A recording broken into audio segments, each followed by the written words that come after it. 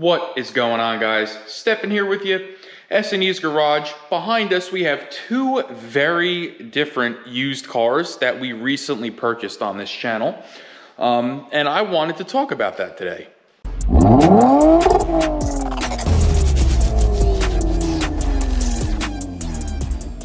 So over the course of our channel, you have seen us buy and sell and repair a lot of cars. I've honestly lost count. We've done a lot of flips here on the channel, and I've gone through quite a few cars myself, many of them being used cars.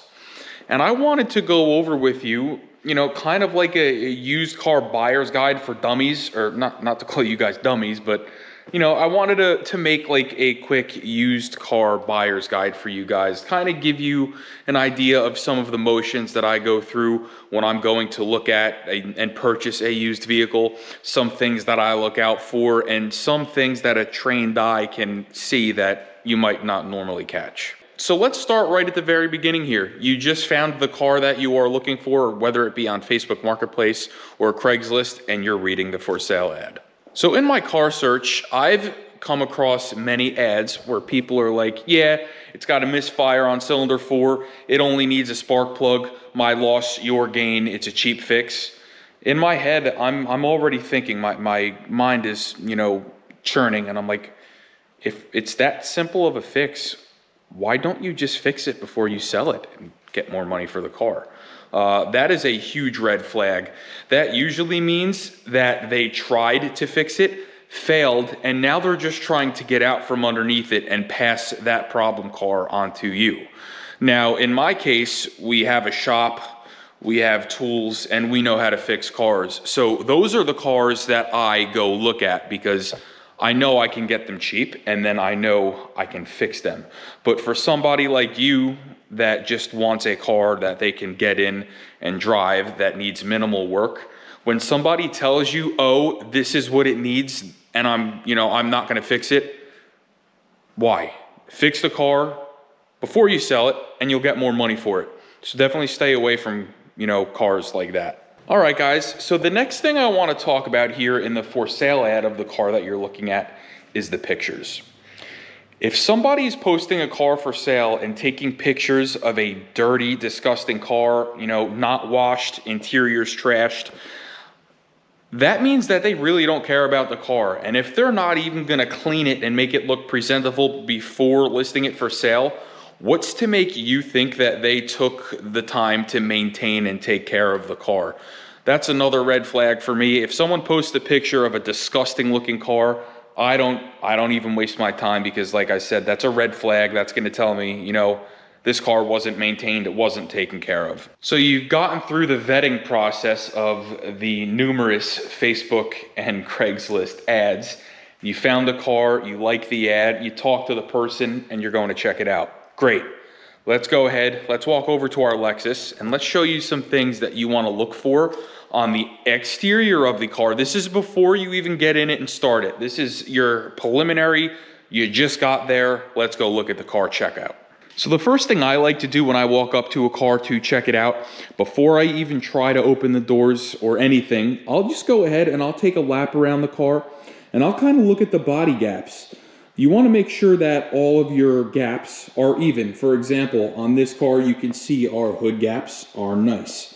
If you have a car where the fender sits higher than the hood here, but lower than the hood there, and that gap is like 3 millimeters and this gap is 1 millimeter, that's going to be an indication that there might be something going on structurally with this car. Because the only way that those gaps are going to be off is if the body of the car that they mount to is tweaked or damaged in one way or another. So I'll take a good look around the car, and while I'm doing this, I'm looking at other things. I'm looking at tire condition. If I can see the brakes through the through the wheels, I'm checking the brakes. I'm looking for things, number one, that I can negotiate if I really like the car, and I'm looking for things that are gonna either completely turn me off from the car or just be a red flag in the back of my mind when it does come time to negotiate. Now, like I said, I'll walk around the whole car doing this. Another thing I'm going to do while I'm making my rounds is I'm going to look at the shade of the paint from door panel to door panel or body panel to body panel. If I see that one panel is way off from the other, that's going to be an indication that the car might have been hit. Now, when you're looking at a 12, 13, 14-year-old car like this is a 2006, that might not be a deal breaker to you, because as cars age, the chances of them being involved in a collision goes up because they've been on the road for that much longer. So a collision isn't necessarily a bad thing, as long as it was repaired correctly and it wasn't deemed a total loss or a salvage title. We're going to get into that a little bit later, but just give the body a good once over, check your body gaps, check your paint, make sure everything appears to be okay from the outside. All right, so you like what you saw on the exterior of the car, everything looks good, the body is clean, and you're ready to start looking into the car a little bit deeper. Now, I can't speak for every manufacturer, but most modern automobile manufacturers will in one way or another attach the VIN number to all of the body panels. Some of them might be a little bit more inconspicuous than others, but they do it. So for example, this Lexus here, you'll see has a VIN tag on this passenger door. If we go ahead and open the back door, you'll see a VIN tag there. Usually where Toyota and Lexus stick the VIN tag here on the fenders is going to be up here underneath this trim. I'm not going to go crazy pulling it apart, just take my word for it. You'll see the hood here. There is the VIN number. Now, if you come over to our passenger side, this was something that I noticed when I looked at this car. You'll see that there is no VIN number. And you'll also see something rather obvious here. There's a paint run here and a paint run here. Paint runs like this are not created at the factory. Now we'll open this back door here. No paint runs, but you're also going to see that there's no VIN number.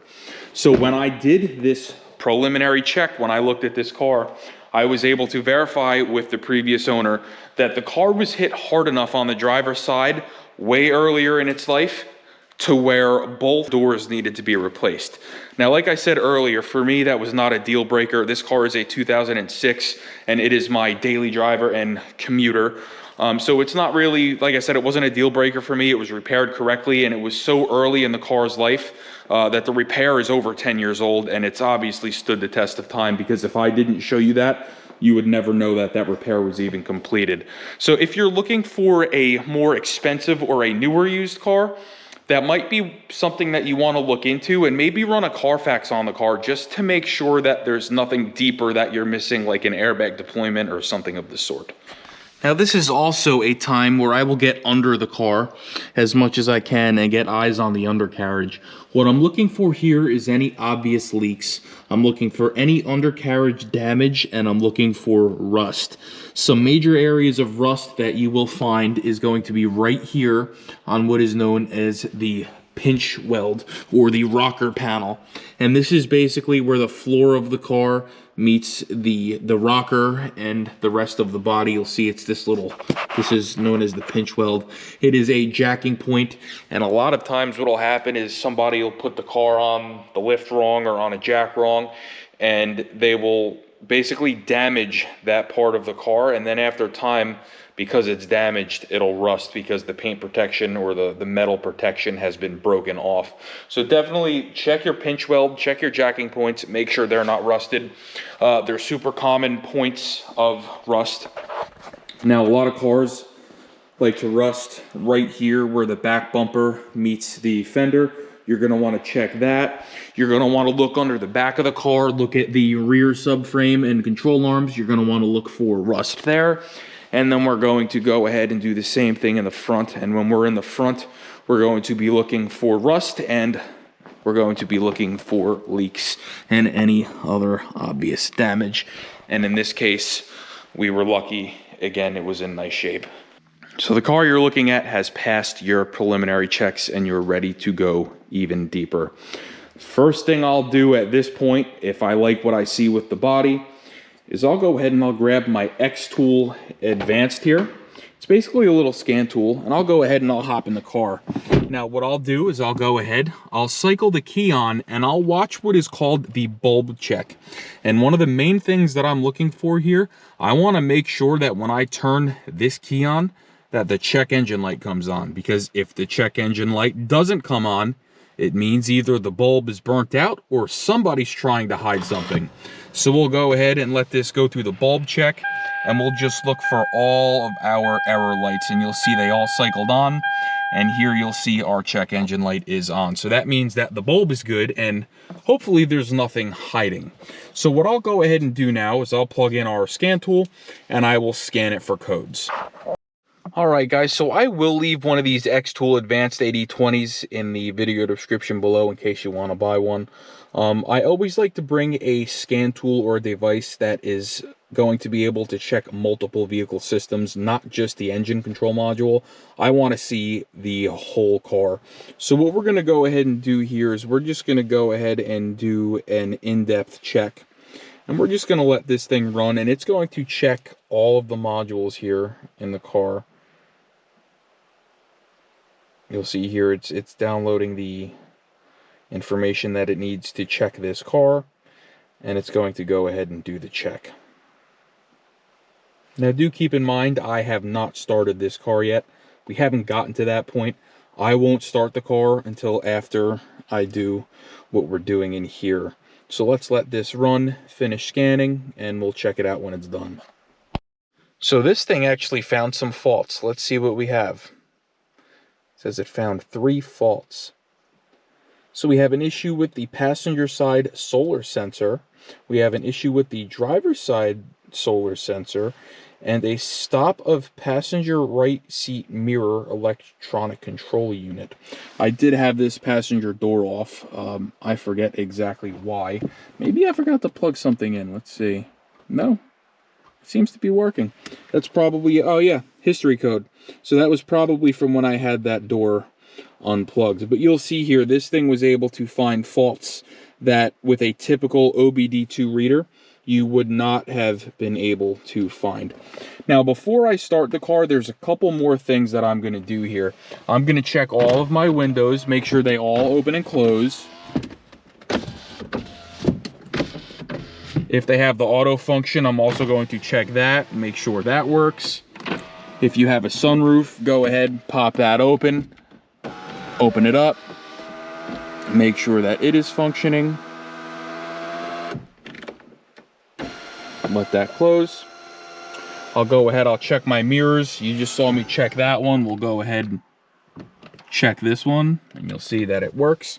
Now, one thing that I will do that a lot of people might forget, again, this is with the car off, I'll go ahead into the climate control, and I'll cycle through all the different modes. I want to listen and make sure that I hear those servos switching from defrost to face to floor. Now, unfortunately for us, we are in a world where most used cars now have some sort of proprietary fancy infotainment system that, if not working, can quite literally total the car.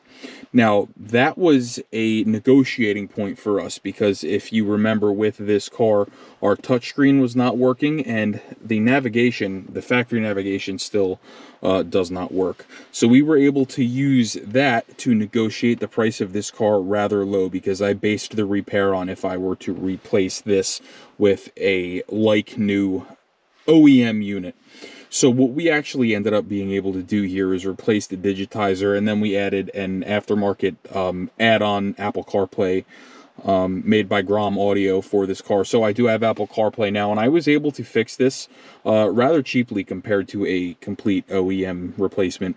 It is just something you're going to want to check. Just make sure you play with the touchscreen, make sure it's responding, go to the navigation, make sure that the navigation shows you where you are and not some different random location.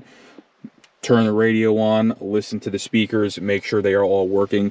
We actually had a passenger door speaker that was not working that we traced to a wiring problem in the passenger door harness that we did also have to fix. Again, that was a negotiating point.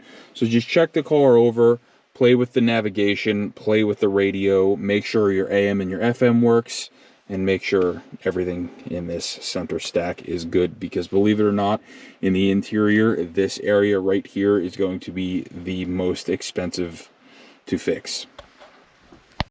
Now, many used cars from the early to mid 2000s all the way into the mid 2010s have dashboard issues, and this Lexus is no stranger to that. Unfortunately, there was a recall on this, and that recall was missed, but you are going to want to take a look at the dashboard. You'll see this one does have some cracks starting to form, and it is a little tacky, but I have definitely seen worse. Just keep that in the back of your mind if you want to use that as a negotiation point, or if you just want to, you know, walk away and find another car because you don't like what you see. So the worst of this car is probably this passenger door card here, or the back door card is also doing something similar.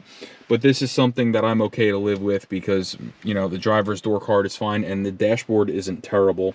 As long as you keep the car out of the sun and out of the humidity, it shouldn't get any worse than it is, but it is just something you want to be mindful of. You can use this as a negotiation point as well. Now, this is also a good time to inspect the condition of the seats, whether they be leather or cloth. If you have heated seats, check them, make sure they're working.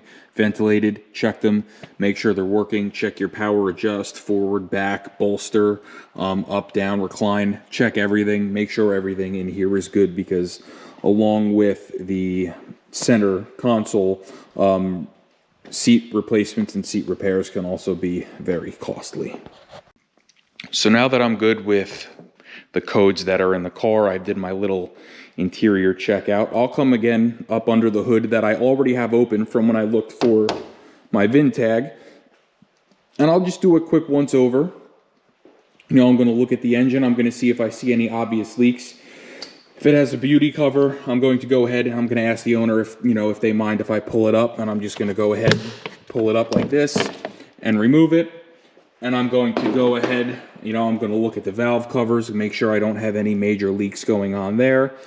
I'm going to, you know, check the overall condition of the car, of the engine rather. I'm going to pull the dipstick. Again, this is before I started it. I'm going to check my oil, check the level and the condition of it. Pulling the dipstick will give you a good indication on how the car was taken care of. If there's a bunch of burnt, cooked on oil or sludge on the dipstick, it's going to tell you that the car has probably seen some extended drain intervals. I'll check the coolant level. Our coolant reservoir is right here. And then one thing that I'll also do is I'll go ahead and I'll remove the oil cap. And I'll go ahead, I'll take a look at the cap. I want to make sure I don't have any moisture or residue on here. And I'll also look down into the valve cover or the oil fill hole, and I'll make sure there ain't sludge in the engine, because sludge is an absolute killer of modern engines. You know, if you're familiar with my channel, you saw that Camry that we just had to completely rebuild the engine on because it was not maintained well. That engine was pretty dirty inside, but we did, again, we rebuilt it and cleaned that all up. So just be mindful of that.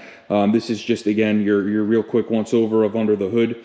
If you like what you see under here, all of your fluids are good, and you're good with that, now is the time where you're going to want to hop in the car and start it. Now, it is super important that you relay to the seller before you go to look at this car that you want it stone cold. You want to get to it before it has been started for the day, because a lot of cars, the first start is when you will hear issues with things like camshaft gears, cam phasers, timing chain tensioners, things like that. A lot of those things, after they bleed down after a cold soak, you'll hear that issue the first time you start it, and then you're not going to hear it again until it sits again. So don't let somebody start the car before you come look at it. You want it cold. If when you get there to look at the car, you see that temperature gauge is already starting to creep up when you start it, that's an indication that, okay, this thing has been ran already. And be mindful of that. I always like to hear the car on a cold start. I'm listening for noises. I'm looking for smoke out of the exhaust, and I'm just being very mindful of what's going on. So this car hasn't been started yet today. This is another thing I noticed with this car. We'll see if it does it. Every once in a while, I get a little puff of white or blue smoke out of the exhaust. So I'm thinking the valve guide seals are probably a little bit worn, or it needs a PCV valve. Again, it was not a deal breaker for me. But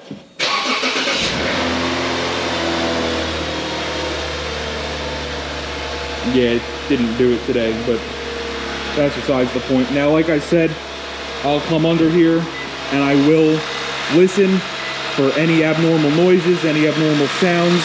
I'll be looking at the pulleys, you know, checking to make sure I'm not seeing any of the wobble, and I'll listen to the idle, you know, as it creeps down and things like that. So for all intents and purposes, let's just go ahead and make believe that the car is still running. What I'll go ahead and do is I'll turn on the headlights and I'll just take a quick lap around the car. I'm going to go ahead and make sure all of our lights are operating. On a car like this that uses HID bulbs, HID headlights can be very expensive to replace. You want to make sure that they're working. And I'll just look for, you know, stupid little bulbs out. We'll go ahead and walk over to the back of the car. We'll check the running lights. We'll check the license plate lights. And I'll either have a friend that I brought with me or the owner of the car step on the brakes. I'll make sure all of my brake lights are working, including the top mount. Now, while the car is running, you're going to want to go ahead, test your air conditioning, make sure it's blowing cold, check your heat, make sure it is blowing hot. And at this point, I'll go ahead and ask permission to open the glove box. I'll look in there.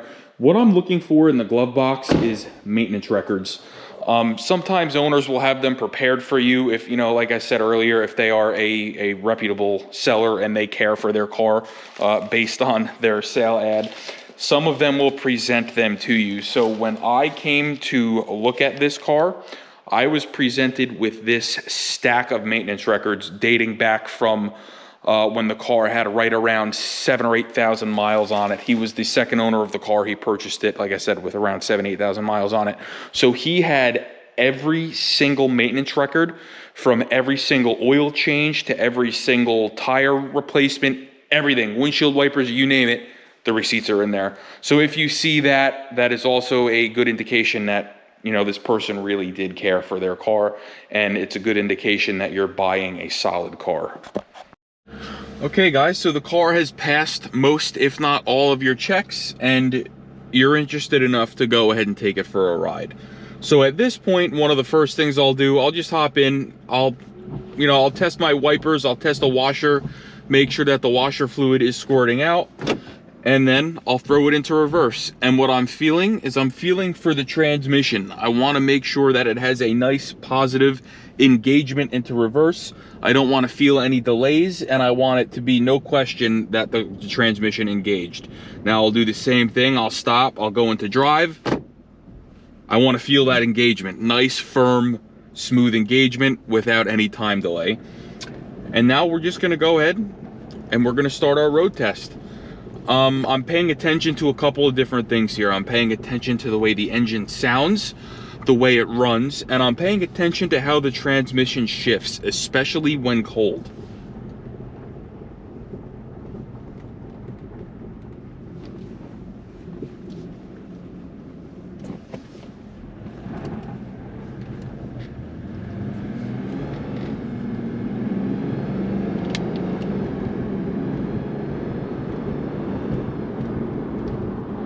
Now you'll notice that all of our shifts here were nice and firm. Now there is a characteristic with this specific car, being the IS200 or IS250 and 350. The transmission pumps on these cars are very noisy. It's like a Lexus thing. I don't know why, even my GSF, the transmission pump is noisy.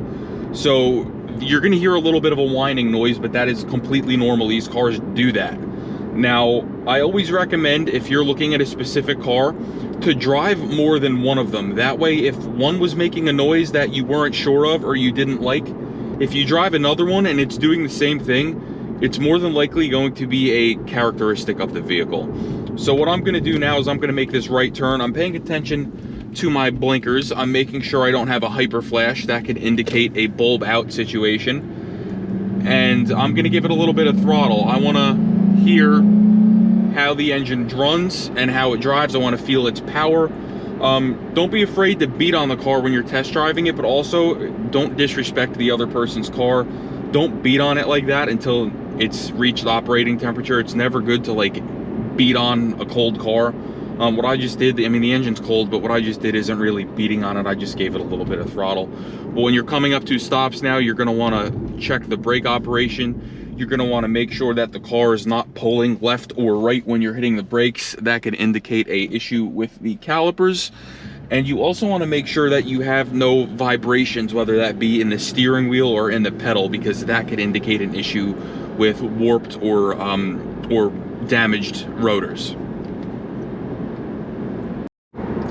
Now you're going to want to put this car into several different driving situations. You're going to want to take it up to highway speed, say 55, 60 miles an hour. You're going to want to feel for vibrations. You're going to want to take it through a little town, stop and go. You're going to want to hit some bumps. You really want to get this suspension moving, and you want to listen. You want to listen for worn suspension components. Rattling noise in the front or the back of the car could be worn tie rod ends. It could be worn sway bar end links, control arm bushings, ball joints. You want to listen for that. You want to make sure that the car is tracking straight.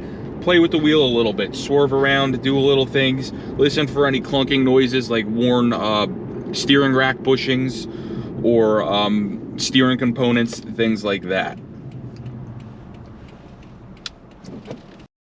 So now we're in the portion of our drive where we went through a town, we hit some bumps. Now we're gonna go ahead and get this thing out on the highway. The engine's warm now, so you can really go ahead and get on it. Feel that power when you're merging, things like that. And once you're at highway speeds, you're gonna wanna listen for any type of driveline noises, whether that be wheel bearings, you know, issues with the rear end, the rear axle, transmission. This guy's gonna pull out right in front of me while I'm doing 60 miles an hour. Way to go, genius. Welcome to New Jersey. But you're gonna wanna listen for things like that, because those repairs can be very expensive. If you're getting a dull rumbling noise, that's indicative of a wheel bearing issue. If you're getting like a whining noise from the rear end, that could be indicative of worn differential bearings in your rear axle. There's different things you want to listen for. So we're here stopped at a light. This is a good opportunity to give the car a little wide open throttle pull. You want to feel how it shifts and performs under pressure.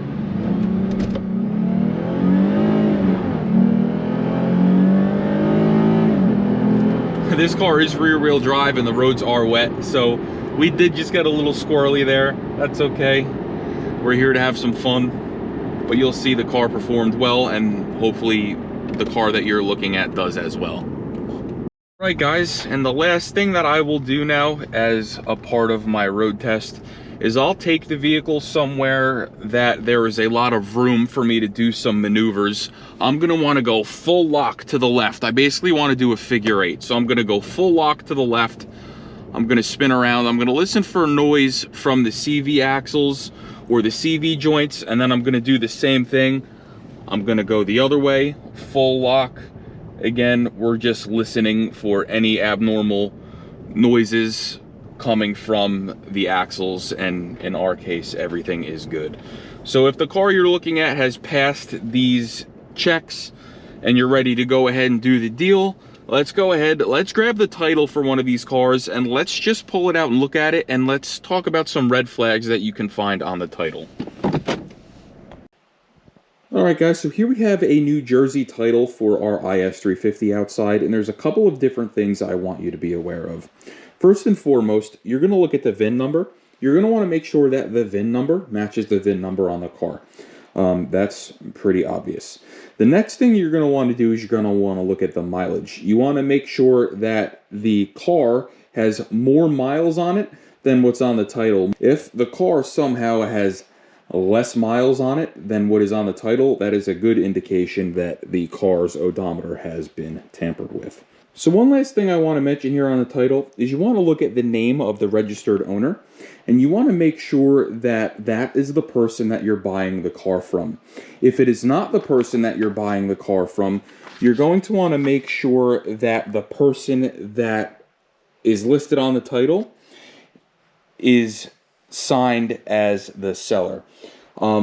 It's not a huge deal if the name on the title doesn't match the person of the car, as long as the seller's name and the seller's signature is the same as the person on the front of the title. A lot of people, when they're flipping cars, myself included, we won't flip the title into our name. We'll keep the title signed from the previous owner, fix the car, and then sell it. And that it's technically illegal. It's called title jumping, but we've all done it, and just be mindful of that. If the name on the title doesn't match the person that's selling the car, just make sure that the person that is on the title is the one that signed the back of it. All right, guys, and with that being said, I hope this video helped you find and purchase a beautiful, new to you, used car. I hope that it helped you find any flaws or any negotiating points in purchasing the car. And I wish you guys the best of luck with your car. So please like, share, and subscribe. Comment down below. Let me know if any of these tips and tricks are tips that you've used or if they helped you. And we'll see you next time.